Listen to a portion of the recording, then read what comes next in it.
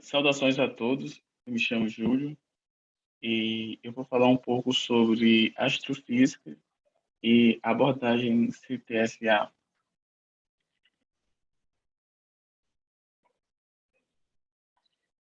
Esse é um trabalho da Universidade Estadual da Paraíba, do campus 7, do curso de licenciatura plena em Física.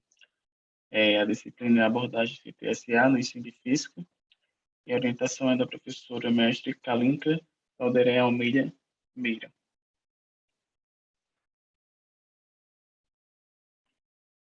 Primeiramente, para dar início à nossa discussão, seria interessante definir o nosso objeto de estudo, né, a astrofísica. Nós podemos definir a astrofísica como sendo um ramo da astronomia responsável por estudar o universo por meio da aplicação das leis e conceitos da física. Ela se distingue da cosmologia, pois ela vai estudar a estrutura geral do universo, né, suas leis e origens e desenvolvimento. O primeiro a trazer a física para a astronomia foi o astrônomo alemão Johannes Kepler. Ele foi um importante astrônomo, astrólogo e matemático alemão e se viu motivado desde a infância pelo seu pai a gostar da astronomia, sendo que aos 5 anos viu um cometa e aos 10 anos um eclipse lunar. Ou seja, desde criança já estava fascinado pelos céus, né? Hoje ele é bastante conhecido pelas leis de Kepler. Tais leis, para o movimento planetário, explicam o universo por meio de teorias da física. Por isso, Kepler ele é considerado o primeiro astrofísico ou o pai da astrofísica. A astrofísica, ela já era pensada, né, esse tema ele já era pensado desde os primeiros filósofos da antiguidade clássica. Tales de Mileto, por exemplo, ele falou sobre o eclipse solar e foi um dos primeiros a afirmar que a Lua era um corpo sem luz iluminado pelo Sol.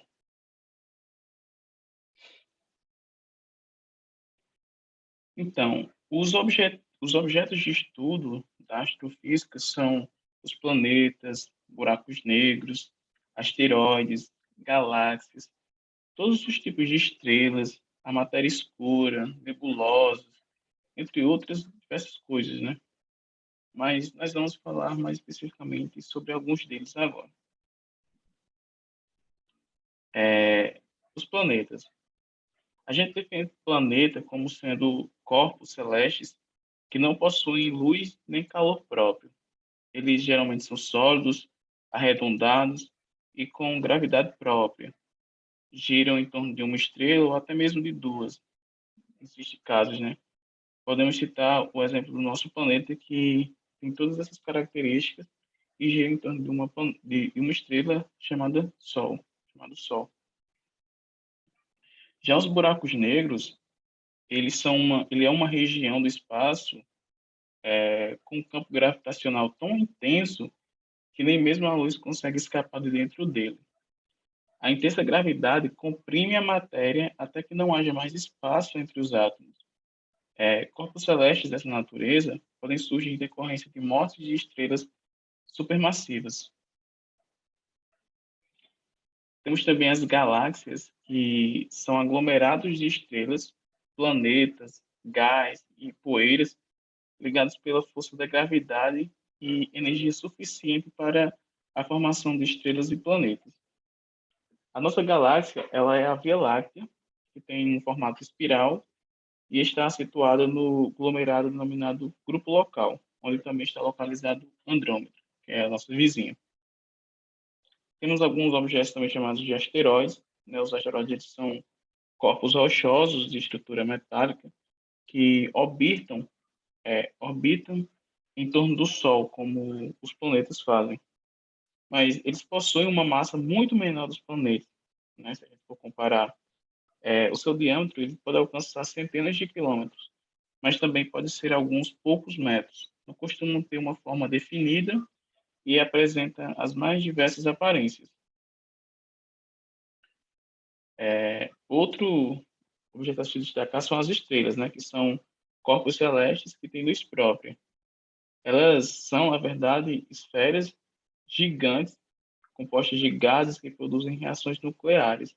Mas é graças à gravidade, elas podem se manter vivas, né, sem se explodir por bilhões de anos. A nossa estrela que nós orbitamos é o Sol, né, a mais conhecida de todas. É, a importância dos avanços científicos e tecnológicos para a astrofísica. Se pararmos para pensar nas descobertas feitas por astrônomos usando apenas um telescópio apontado para o céu, já daria para termos uma noção da capacidade incrível humana em, através de coisas simples, se descobrir coisas tão grandiosas e complexas, né? Então, com o avanço científico e, consequentemente, tecnológico, novos meios para se fazer tais observações ficaram mais complexos e poderosos, e, consequentemente, mais caros, perigosos, de certa forma, até prejudiciais. Hoje, para se estudar o universo, precisamos de instrumentos cada vez mais sofisticados e caros, pois quanto mais fundo se estuda algo, mais incertezas, teorias, coisas a se explorar encontramos. Eu gosto dessa frase, né, que eu acho muito interessante, que ela diz que temos que saber de onde viemos para saber onde estamos e para onde vamos. E é o que a astrofísica e a astronomia elas buscam fazer. Elas tentam entender o passado para compreender o presente e fazer projeções do futuro. Então, daí vem a importância da exploração espacial para a astrofísica e para a humanidade também, né, como um todo. Se observarmos a quantidade de missões espaciais, lançamentos de satélites, entre outras empreitadas que tanto a NASA como também empresas privadas elas têm feito nos últimos anos, isso faz a gente questionar: será que precisa disso tudo? Qual a vantagem disso tudo?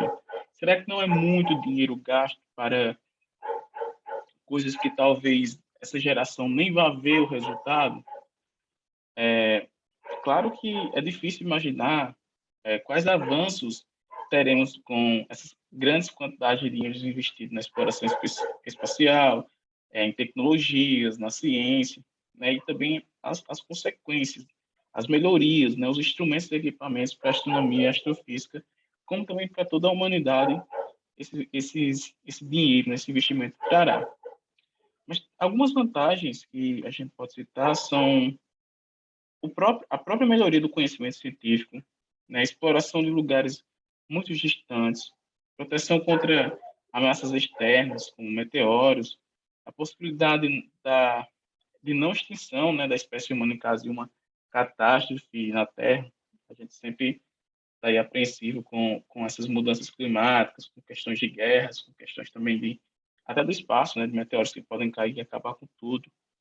E se nós saíssemos do planeta, explorássemos as nossas vizinhanças, né, o espaço, nós teríamos como fazer a perpetuação da nossa espécie. Enfim, são alguns benefícios que talvez a exploração espacial ela possa nos proporcionar, que tem um custo, né? Tem esse custo que é gastar muito dinheiro e, e às vezes sem ver um resultado imediato. Então, a exploração espacial e os riscos envolvidos. Então, se a gente parar para pensar nos benefícios para a astrofísica e avanço da mesma, os avanços tecnológicos, a exploração espacial, os grandes investimentos que tanto o poder público quanto o privado vem fazendo contribuem de forma significativa para esses benefícios, né, que é da exploração espacial. Mas será que estamos realmente tão ansiosos para explorar o espaço gastando tanto? Né? Quais interesses vários empresários têm em explorar o espaço? Será que eles estão pensando só no desenvolvimento na melhoria da astrofísica, dos equipamentos de pesquisa, no avanço científico, ou será que tem algum interesse aí envolvido, né? Nós sabemos que não sabemos nem se nossos corpos eles estão preparados para morar em um outro planeta. Então, qual é a vantagem de se gastar tanto em tentar colonizar um outro planeta? Não que eu seja contra, mas por trás de um grande desejo há sempre um grande interesse. E o poder público? Claro que grande parte dos países gastam muito dinheiro com armamento, que, em minha opinião, também é um grande desperdício, mas já temos coisas tão importantes para dar. Não temos algo mais importante para dar importância agora, realmente? Não estou falando contra os avanços da ciência, mas como os desejos não estão sendo focados na ciência, e sim em ganância e poder, né? Então, quando pensamos em avanços científicos e tecnológicos, nós temos que pensar, antes de tudo, de que forma isso será útil para a nossa sociedade, para uma sociedade, e como isso poderá, de certa forma, ajudar o meio ambiente também, né?